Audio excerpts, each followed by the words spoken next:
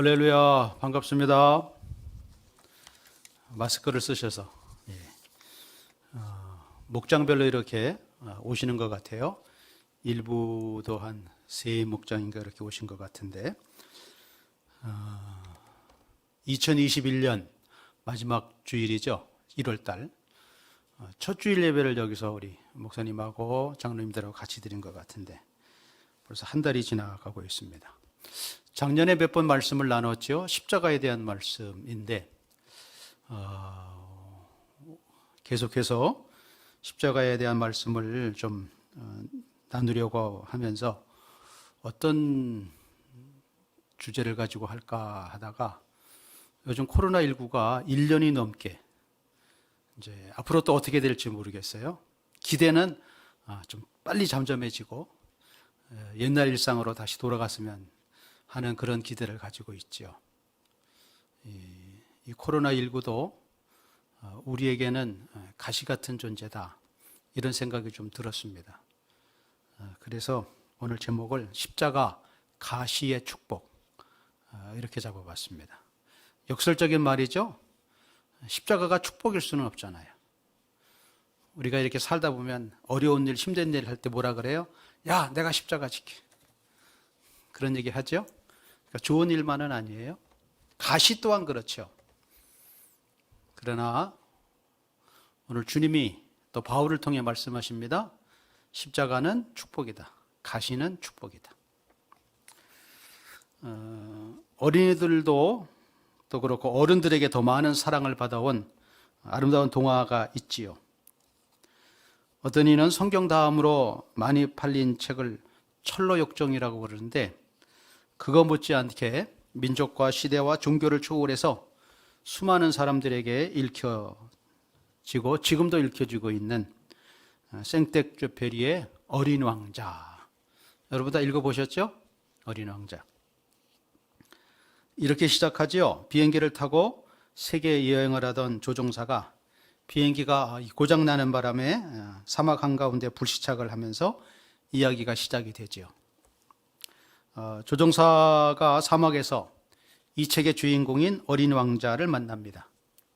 여러 별을 거쳐서 지구에 온 어린 왕자가 지구에 온 지 꼭 1년 만에 강한 독을 지닌 뱀에게 물려서 쓰러지죠. 서로를 길들이며 관계를 맺어온 한없이 약하고 순진한 장미꽃에 대한 이 사랑과 책임 때문에 그렇지요. 그리고 마침내 낡은 육체의 껍질을 벗어버리고 먼 나라로 돌아가는, 먼 별나라로 돌아가는 그런 이야기죠. 그런 의미에서 이 어린 왕자가 예수님을 좀 닮았다, 그런 생각이 들어요. 하늘 영광 버리시고 이 땅에 오셔서 장미꽃 같은 인생을 길들이시고 또 십자가의 독배를 마신 다음에 다시 하늘로 승천하신 하늘의 왕자 예수님, 좀 닮지 않았습니까?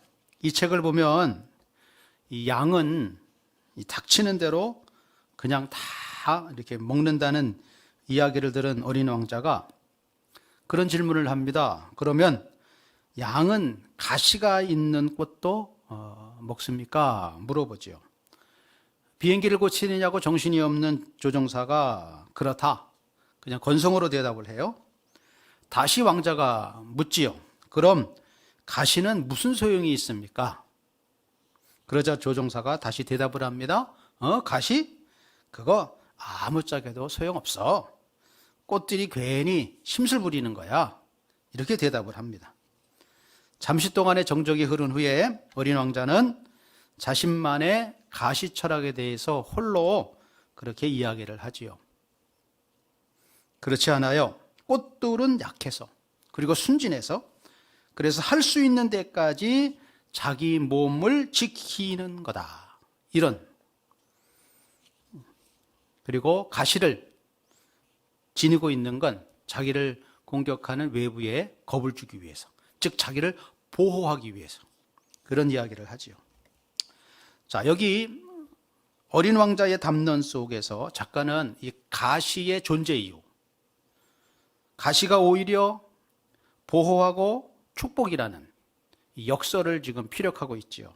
그런데 이 어린 왕자가 이런 가시론을 펴기 훨씬 전에 오늘 본문에 사도 바울이라는 사람이 먼저 가시론을 피력을 합니다.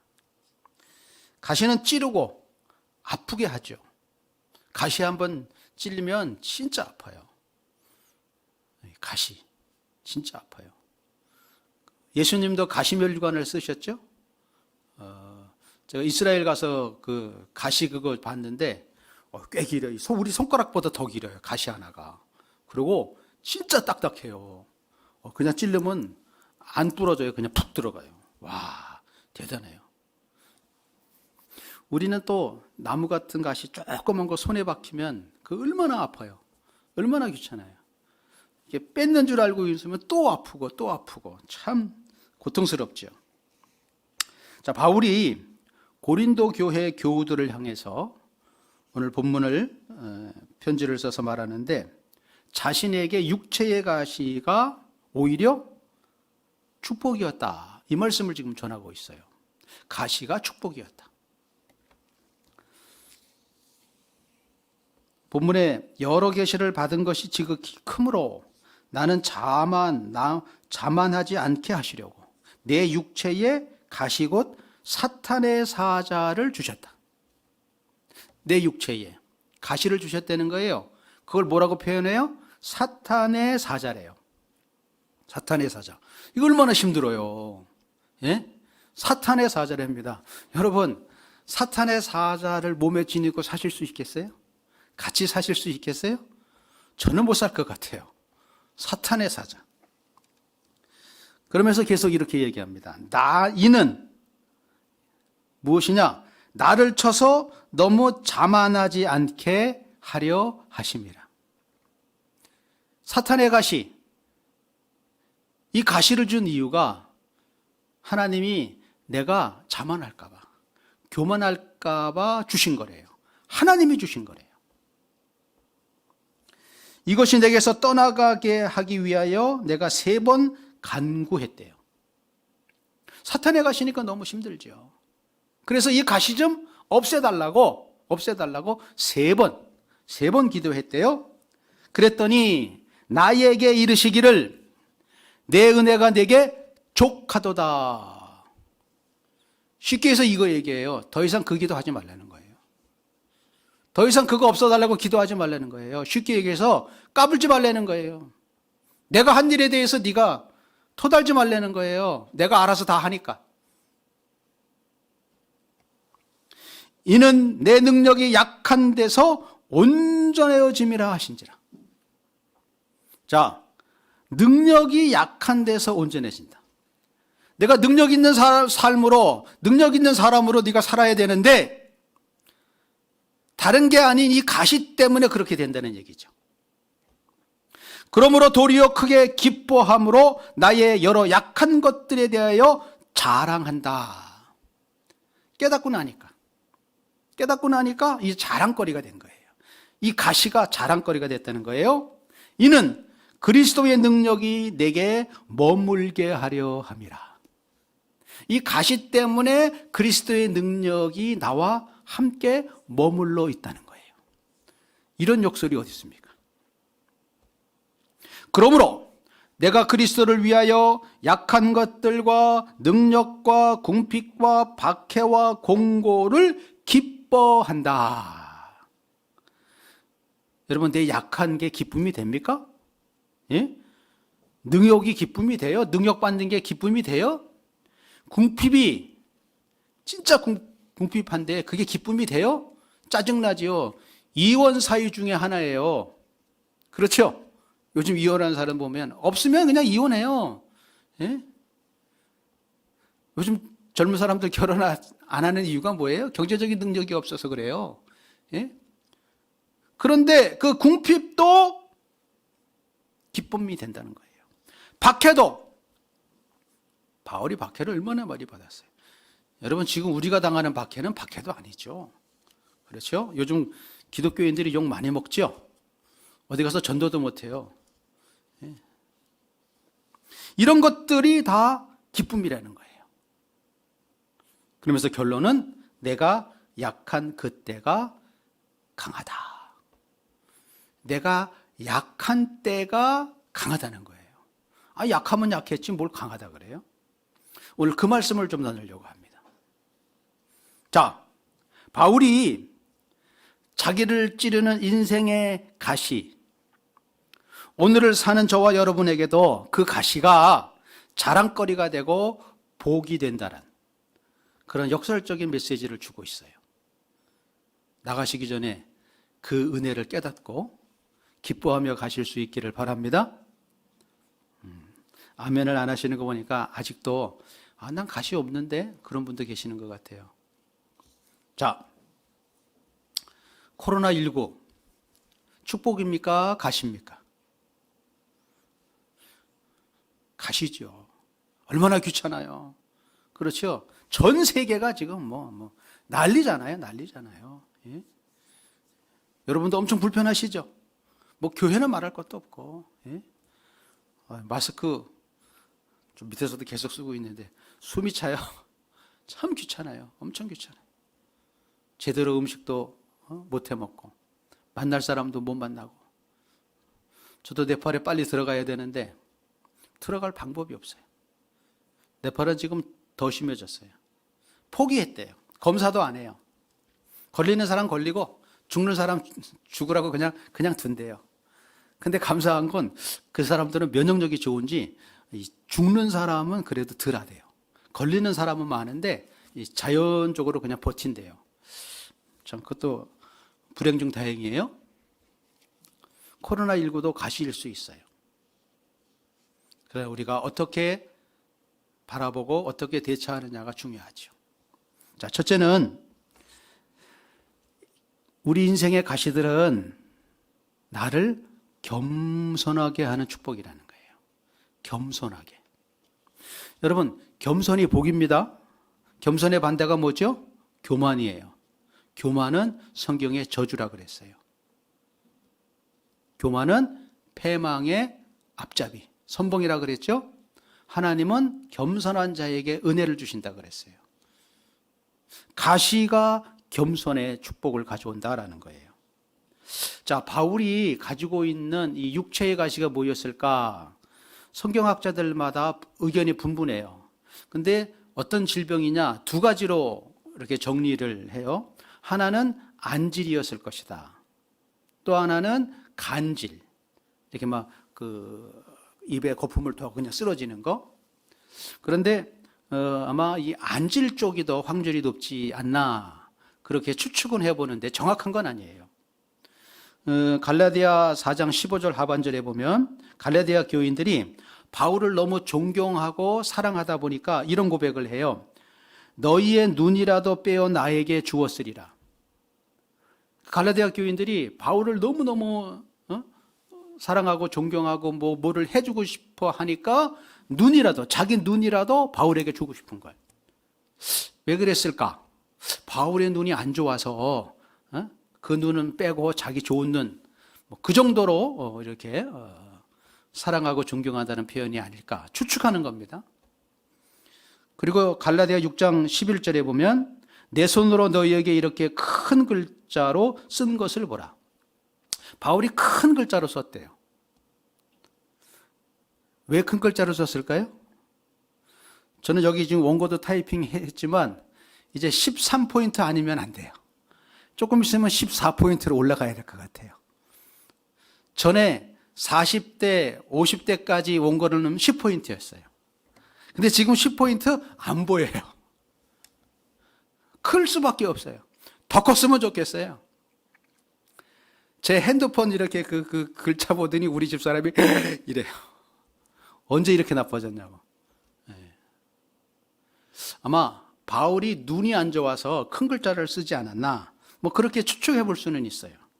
그러나 중요한 것은 그게 아닙니다. 중요한 것은 그가 고백한 가시가 뭐냐, 이것보다 중요한 게 뭐냐, 그 가시가 바울에게 어떤 역할을 했느냐, 이게 중요한 거예요. 가시가 무엇이냐, 이거보다. 그리스도인이 된 후 하나님의 놀라운 은사, 오늘은 계시라 그러죠. 그 계시를 체험한 바울에게 육체의 가시가 있었어요. 예수님을 만나고 예수님을 믿었고 신령한 체험을 했는데도 불구하고 육체의 가시가 있다는 거예요. 여러분, 우리가 예수 믿는다고 세상의 모든 것들이 만사가 형통되는 게 아니라는 거예요. 예수 믿는 사람도 아파요? 병들어요? 코로나19 예수 믿는 사람이라고 피해갑니까? 안 피해가잖아요. 마스크 왜 써요? 부산의 어느 교회 목사님은 예배를 그냥 강행하면서 그랬대요. 예배 드리면 성령의 불이 임해가지고 이 코로나 바이러스를 다 태워 죽인다. 그러니까 괜찮다고 나오라고. 그래서 걸렸어요. 그 목사님도 걸렸어요. 우리가 세상에 사는 동안 그렇지 않아요. 똑같아요. 비 오면 예수 믿는 사람도 비 맞아요. 눈 오면 눈 맞아요. 추우면 추워요. 더우면 더워요. 다 똑같은 거예요. 자, 바울에게도 육체의 가시가 있었다는 거예요. 그런데 쉽게 자만해질 수 있다. 이걸 깨달은 거예요. 바울이 대단한 사역을 했잖아요. 죽은 자도 살렸잖아요. 그렇죠? 예? 집회하다가 창가에 걸터 앉아서 졸다가 떨어져 죽었잖아요. 근데 바울이 살렸잖아요. 얼마나 대단해요. 예? 막 귀신 쫓아내고 병든 자 고치고 그러니까 사람들이 막 신처럼 받들잖아요. 자만하려면 얼마나 자만할 수 있었어요. 근데 바울은 육체의 가시가 자기를 자만하지 않고 겸손하게 하는 역할을 했다는 거예요. 7절에 여러 계시를 받은 것이 지극히 크므로 너무 자만하지 않게 하시라고 내 육체의 가시 곧 사탄의 사자를 주셨으니 이는 나를 쳐서 너무 자만하지 않게 하려 하심이라. 이게 바울이 깨달은 십자가의 축복입니다. 고통의 문제를 저술한 20세기 최고의 저술가 C.S. 루이스라는 분이 있어요. 이분이 옥스퍼드 대학에서 채플 시간에 강연을 하는데 한 학생이 질문을 합니다. 어떤 질문이냐? 신이 존재하고 그 신이 선한 존재라면 왜 세상에 이렇게 설명할 수 없는 고통스러운 일들이 많이 일어납니까? 우리도 지금 그렇게 질문할 수 있겠죠? 하나님, 왜 코로나19를 왜 이렇게 한번 그냥 하나님께서 성령의 불로 그냥 샥 태워주시면 싹 없어질 텐데 왜 이렇게 그냥 두시냐고 이렇게 우리가 질문할 수 있잖아요. 루이스 교수가 그 학생에게 이렇게 반문합니다. 답하면서 또 다른 질문을 해요. 그렇지 않아도 인간은 교만하기 짝이 없는데 고통마저 없다면 인간은 얼마나 교만하겠습니까? 그렇습니다. 인생의 가시들은 저와 여러분, 우리를 겸손하게 만들어주는 하나님의 축복의 도구입니다. 그래서 가시가 축복이라는 거예요. 자, 또 하나는 가시가 제공하는 또 하나의 축복은 이 가시 때문에 우리들 모두 더욱더 기도하는 사람이 된다는 거예요. 바울도 예외는 아니었어요. 가시 때문에 하나님 앞에 나와 기도해요. 하나님 앞에. 바울이 이 가시가 떠나가기 위해 3번 기도했대요. 3번. 왜 바울이 하필이면 1번도 아니고 2번도 아니고 4번도 아니고 5번도 아니고 왜 하필이면 3번 했을까? 우리 동양 문화처럼 3세번? 3세번? 아니면 예수님처럼 예수님도 겟세마네 동산에서 십자가를 앞두고 기도하시죠. 아버지여 만일 할만하시거든 이 잔을 내게서 지나가게 하옵소서. 3번 기도하셨어요. 예수님도. 왜 3번 기도했을까? 저는 이렇게 해석합니다. 이건 숫자적인 의미는 아닙니다. 아마도 예수님도 사도 바울도 진지하게 심각하게 기도했다. 즉 최선을 다해 기도했다. 그렇게 생각합니다. 3번이라는 의미는 히브리 용법은 강조 용법이 없어요. 특별히 우리는 기도를 어떻게 했어요? 아주 간절하게 했습니다. 힘을 다해 기도했습니다. 최선을 다해 목숨 걸고 했습니다. 여러 가지가 있죠. 근데 히브리 이 문법에는 그런 게 없어요. 강조하려면 반복하는 거예요. 기도하고 기도했습니다. 이게 강조예요. 그럼 아주 강조가 되는 거예요. 기도하고 기도했습니다. 3번 하면은 더 이상 강조할 게 없어요. 4번은 안 해요. 성경에도 보세요. 4번은 없어요. 3번 반복하면 최고의 강조예요. 그러니까 기도를 했는데 어떻게 했느냐? 최선을 다해서, 목숨 다해서 더 이상 할 수 없을 정도, 그 지경까지 기도했다는 거예요. 얼마나 이 가시가 고통스러웠으면 그렇게 했겠냐라는 거죠. 저와 여러분들도 가시가 있죠. 저도 가시가 있어요. 지금도 있는 가시가 있어요. 그것 때문에 지금도 기도해요. 그것 때문에 저는 기도합니다.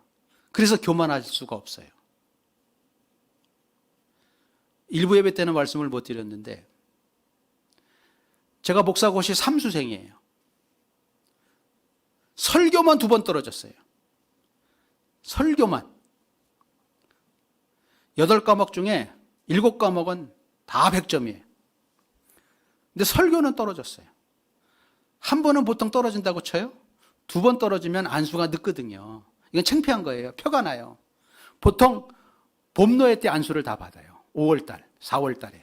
저는 11월 7일 날 받았어요. 가을에. 왜? 삼수해가지고. 그래서 저는 설교 준비할 때마다 뭐 생각하는지 알아요? 나는 목사고시 3수생, 그것도 설교만 떨어졌다. 심지어는 2번째 떨어진 설교가 신년에 대한 원고거든요. 그걸 제가 담임하는 목사님한테 보여드렸어요. 그분이 딱 보시더니 잘했네. 이게 왜 떨어져? 저는 그렇게 해석합니다. 설교 잘한다고 교만하지 말라고. 너는 임마 설교만 2번 떨어진 3수생이야. 재수도 아니고 3수생. 그래서 저는 설교 1차적으로 원고를 다 작성해요. 보고 또 보고 보고 또 보고 보고 또 보고 숙달할 때까지. 왜? 제 가시거든요. 다른 가시도 있지만 아마 여러분들도 그 가시 때문에 기도해요. 그렇죠? 가시 없으면 기도 안 합니다. 솔직히 얘기해 보세요. 예? 힘든 일, 어려운 일, 병 나야 하나님 살려주세요 하고 기도하러 나오지. 그래서 제가 청년 때 새벽 기도 나가니까 우리 목사님을 비롯해서 권사님들이 그때는 제가 교회 학교 선생이니까 우 선생 무슨 일 있어? 그러더라고요. 아니, 새벽 기도 나오면 칭찬해주고 어유 잘한다 잘한다 기특하다 이래야지 무슨 일 있니? 어디 아파? 집안에 우환이 있어? 이렇게 물어보는 거예요. 무슨 얘기예요? 어려운 일이 있어야 기도 안 되는 거예요. 지금도 마찬가지입니다. 아마 여러분들 중에 새벽 기도 안 나오다가 갑자기 나오면 목사님 그럴 거예요. 저 청년 집에 뭔 일 있나? 시집을 가나? 장가를 가나? 아니면 누가 아픈가? 틀림없어요. 이건 망고의 진리입니다. 고통이 없으면 기도 안 해요. 어려운 일 없으면 기도 안 해요. 평안할 때 기도한다고요? 거짓말입니다. 제가 경험해 보니까 그래요. 제가 경험해 보니까. 평안할 때 기도 오래 안 돼요. 간절하게 안 돼요. 목회를 이렇게 하다 보니까 그래요. 교회 일이든 가정 일이든 성도들 집안의 일이든 그거 일 있으면 붙잡고 간절히 기도하죠. 해결돼요. 그러면 좀 실만하잖아요. 그럼 기도도 쉬워져요. 기도도 잘 안 돼요. 그냥 짧게 아시지요 주님? 그리고 끝. 근데 또 어려운 일 있으면 또 매달려요. 여러분, 기도가 축복입니다. 기도할 수 있을 때 기도하세요. 가시를 원어로 스콜로프라고 하는데요. 끝이 뾰족한 찌르는 막대기, 이런 뜻이에요. 인생을 살다 보면 이 가시 같은 존재가 살을 찌르고 뼈를 쑤시고 마음을 찢는 고통. 제일 센 가시가 뭔지 아세요, 여러분? 제가 이렇게 살아보니까요, 자식이에요. 자식. 자식 이기는 부모 없다 그러죠? 그 가시가 세서 그래요. 본인이 센 줄 아는데 아니에요. 부모에게는 자식처럼 자식의 가시가 고통을 주는, 그게 대단한 거예요. 저도 딸이 둘이지만 우리 아이들 앞에서는 꼼짝 못해요. 딸 봐봐라 누가 얘기를 하는데 그래요. 아이들이 힘들고 어려우면 더 기도가 되더라고요. 예? 더 기도가 되고, 더 눈물을 흘리게 되고, 더 안타깝고. 근데 이렇게 보면은 다른 사람이 객관적으로 보면 괜찮아. 저 정도면 복 받은 거야. 부모 마음은 그렇지 않아요. 그런데 그러시죠? 부모 마음은 안 그래요. 안 그래요. 사랑하는 여러분, 그러면 우리 그리스도인과 예수 믿는 사람들과 세상 사람들, 안 믿는 사람들과 이 가시에 대한 차이가 뭘까요? 성경은 그리스도인이 하나님을 향한 믿음을 가졌기 때문에 이런 고통과 아픔에서 면제된다, 이런 약속 한 군데도 없습니다. 예수 믿는다고, 신앙을 가졌다고 고통이 자연적으로 없어진다고 한 군데도 그렇게 얘기를 안 해요.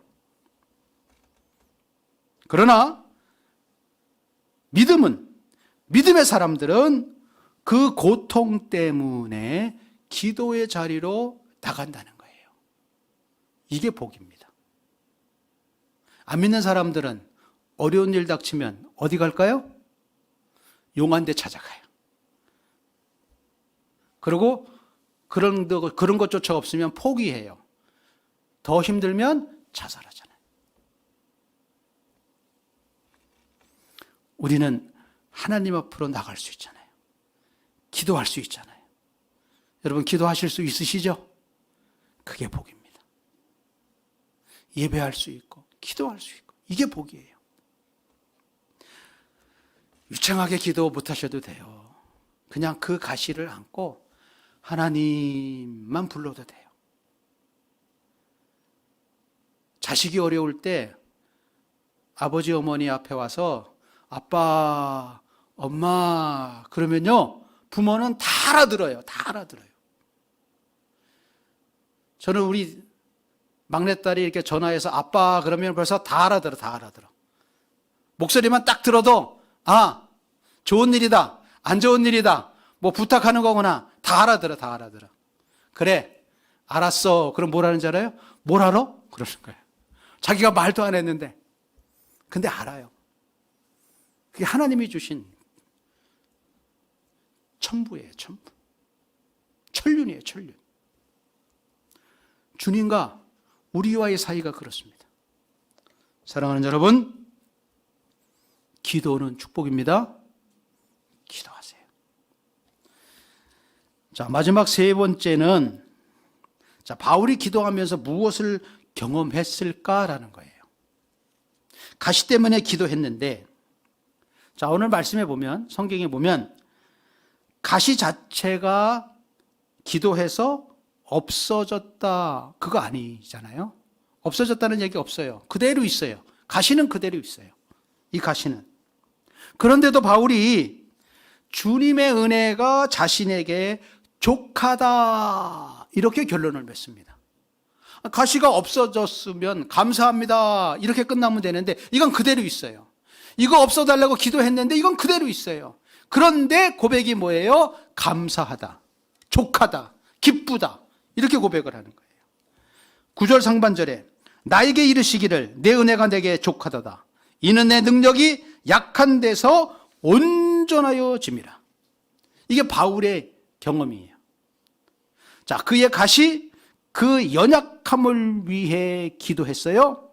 그때마다 그리스도의 능력이 그와 함께 하는 것을 경험했다는 거예요. 여러분, 우리의 삶이 만만하지 않죠? 넉넉하지 않아요. 여러 가지 일들이 있어요. 그 일들을 내 능력으로 행하는 것이 아니라, 내 능력으로 이루어지는 것이 아니라, 내게 있는 가시 때문에 주님 앞에 할 수 없이 나가야 돼서 기도했더니 그 기도로 인하여 주님의 능력이 내게 임해서 내가 앞으로 한 걸음 한 걸음 한 걸음 계속 전진하여 여기까지 왔다는 거예요. 그러니까 어떻게 보면 기도 없이 여기까지 오지 못했다는 거예요. 여러분이 크든 작든 어떤 모습이었든 기도했기 때문에 오늘 이곳에 내가 있는 거예요.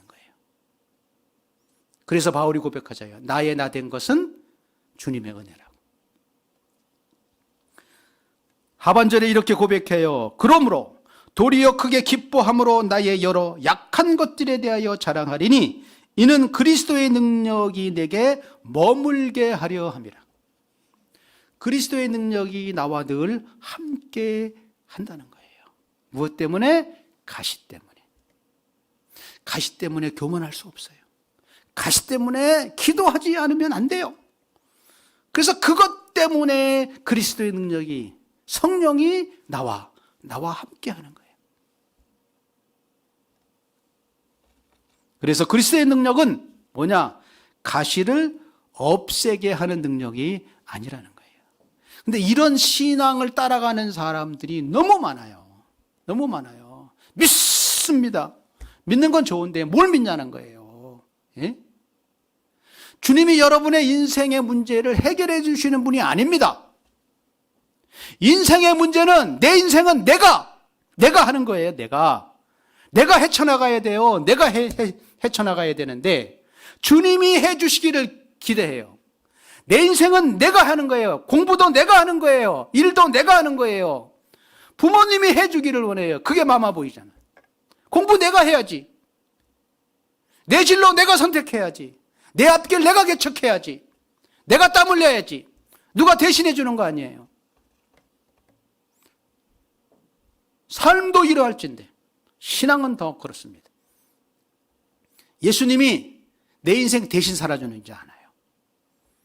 그럼 뭐냐? 나로 하여금, 나와 함께 하셔서 나로 하여금 주님의 뜻대로 살아갈 수 있도록 능력을 주시고 지혜를 주시는 거예요. 그게 믿음이에요. 주님이 나와 함께 하고 계신다는 믿음. 근데 여기서 한 가지 더. 우리는 그 능력이 임하면 하려고 해요. 그렇죠? 임하면. 그 능력을 받으면 하려고 해요. 이건 불신앙입니다. 성경에 그 어디도 창세기부터 계시록까지 무엇을 받고 한 사람은 한 사람도 없어요. 주님이 약속했어요. 그 약속 믿고 발을 띄는 거예요. 그럴 때 역사했어요. 모세에게 지팡이를 가지고 치라. 어떻게 될지 몰라요. 아니 막대기 가지고 물 치면, 바닷물 치면, 그 치면 그냥 물탕만 튀고 말겠지. 지금까지 경험상. 그런데 홍해 앞에서 그 치래요. 하나님 말씀하셨어요. 믿고 친 거예요. 또 요단강 건널 때도 그렇죠? 그러니까 우리의 인생의 삶도 마찬가지입니다. 주의 능력이 나와 함께 하신다는 감동이 있어요. 그럼 믿고 가는 거예요. 그게 믿음이에요. 근데 우리는 뭔가 가시적으로 해결받고 확인하고 하려고 하는 겁니다. 왜? 과학적으로 살아야 되니까. 예? 확실하게 뭔가 보여야 되니까. 그리스도인의 삶은 그런 거 없습니다. 주님은 그렇게 하지 않으셨어요. 그렇기 때문에 가시를 그대로 두고 그 가시의 고통을 견디며 여전히 하나님으로부터 받은 소명을 수행하게 하는 그 능력. 다시 말하면 가시는 사도 바울을 여전히 찌르고 아프게 했지만 그 가시 때문에 바울이 하지 못할 일은 아무것도 없었습니다. 예? 대단하잖아요. 그 당시에 온 세계라고 그 지역을 4번이나 다녔잖아요. 교통도 안 좋은데. 예? 그러면서 복음 전하고 할 사명을 다 완수했잖아요. 예? 마지막에 바울이 고백하잖아요. 내가 나의 달려갈 길을 다 달렸다. 가시를 그냥 가지고 몸에 달고 다니면서 얼마나 큰 일을 이루었습니까? 자신의 약함이 축복이었다고 오히려 자신의 약함을 자랑하고 있다는 거예요. 자랑하고 있다는 거예요. 10절에 그러므로 내가 그리스도를 위하여 약한 것들과 능력과 궁핍과 박해와 공고를 기뻐하노니 이는 내가 약한 그때에 강함이라.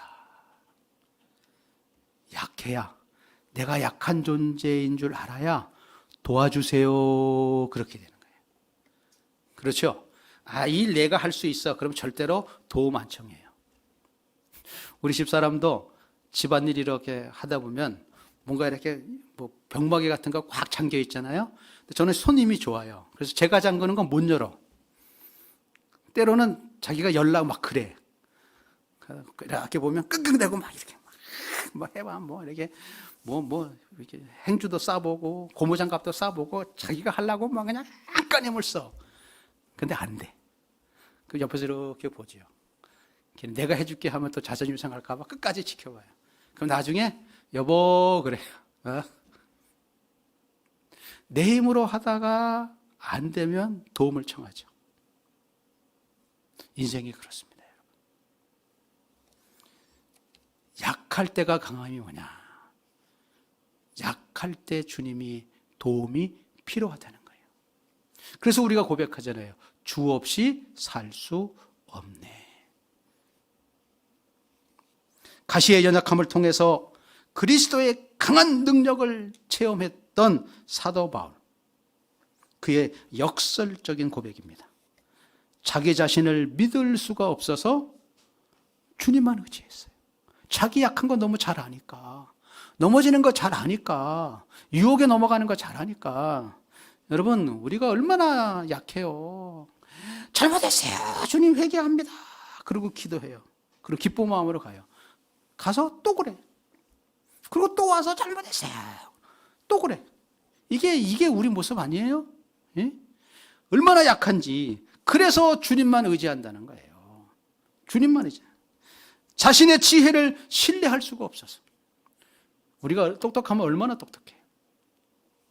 주님의 지혜를 의지하잖아요. 자신의 무력함을 알기 때문에 주님의 능력만을 의지했다. 이렇게 고백하고 있는 거예요. 그래서 나는 약하다. 따라서 바울의 육체의 가시 곧 육체의 한계는 바로 그가 더 큰 주님의 은혜를 받는 통로가 됐다는 거예요. 그래서 이 가시가 축복의 통로라는 겁니다. 서두에 말씀드린 어린 왕자, 지구의 장사꾼을 만납니다. 뭘 파냐 하면 최근에 발명된 신약, 새로운 약이래요. 요거 한 알만 먹으면 일주일 동안 물 한 모금 안 마셔도 된다는 신약. 잘 팔리겠죠? 저는 어릴 때 그런 생각을 했어요. 노는데 정신이 없어서 친구들하고 재미있게 놀면은 어머니가 나와서 재영아 밥 먹어라 그러는 거예요. 귀찮아. 안 먹으면 좋고 그냥 더 놀고 싶은데. 그래서 무슨 약 한 알만 먹으면 일주일 동안 밥 안 먹어도 되는 거야. 여자들이 더 좋아할 것 같아요. 하나만 먹으면 일주일 동안 밥 안 먹어도 되면 부엌 살림 안 해도 되잖아요. 그렇죠? 돈도 절약되고, 예? 얼마나 좋아요. 시간도 절약되고. 아침에 뭐 먹을까, 점심에 뭐 먹을까, 도시락은 뭘 싸줘야 되나, 얼마나 반찬은 뭐 할까, 얼마나 고민돼요. 예? 근데 약 하나만 딱 먹으면 일주일 동안 그냥, 랄랄랄랄랄랄라. 그 남는 시간에 뭐 그냥 랄랄랄랄. 얼마나 여유 있겠어요. 어린 왕자가 장사꾼에게 물어요. 그거 왜 팔아요? 장사꾼이 대답해요. 시간이 많이 절약된다. 전문가들이 계산을 했는데 이 약 하나를 먹으면 일주일에 53분이 절약된대. 그러니까 물 먹는 시간을 따져봤더니 일주일 동안 물 먹는 시간이 53분이었나 봐요. 그럼 53분 동안 뭐 하죠? 하고 싶은 일 하지? 그러니까 어린 왕자가 독백처럼 이렇게 말합니다. 하지만 내게 쓸 수 있는 53분의 시간이 있다면 나는 샘터를 향해 천천히 걸어갈 거야. 인생의 진정한 축복이 뭘까요? 복된 인생이 뭘까요? 보람 있는 그 인생이 뭘까요? 신통한 약을 먹어 아무것도 안 하고 누워있는 그러한 삶일까요? 아니면 기적을 체험하고 성공 일변도로 달려가면서 무병장수하며 누리는 삶일까요?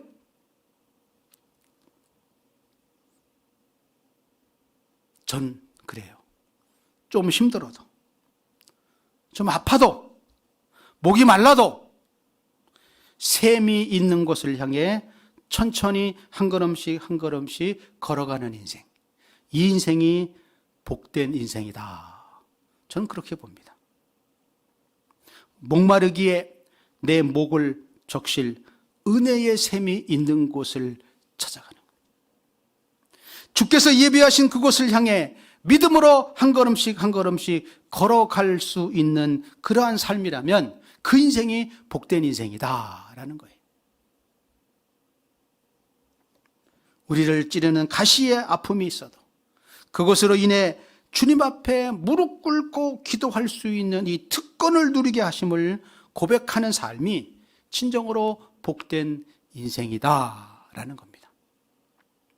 살아가는 성도 여러분, 지금 내가 걷는 길에 타는 목마름이 있어도 아직 남은 인생길에 주께서 예비하신 엘림의 오아시스가 기다리고 있다는 것.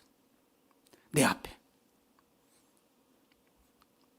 그렇다면 어린 왕자의 마지막 고백처럼 나도 내 주께서 예비하신 그 신선한 샘물이 있는 곳을 향해 한 걸음씩 한 걸음씩 믿음으로 고백하며 발걸음을 띄며 걸어가는 삶을 살 거야. 허황된 하나, 약을 하나 기대하며 기적을, 우연을 기대하며 사는 인생이 아니라 그런 유혹 뿌리치고 하나님이 나와 함께 하신, 성령이 함께 하시다는 걸 믿고 주님이 내게 원하신 그 삶을 살기 위해 한 걸음 한 걸음 한 걸음 걸어가는 인생. 그래서 오늘도 여러분이 여기 오신 겁니다. 저는 그렇게 믿습니다. 그 걸음 속에 이런 고백도 함께 하시면 더 좋을 것 같아요. 약할 때 강함 되시네. 나의 보배가 되신 주. 주 나의 모든 것. 걸어가는 인생. 인생의 길에서 여러 가지에 찔리고 상하여 주저앉을 수 있어요. 넘어질 수도 있습니다. 그러나 기억하십시오.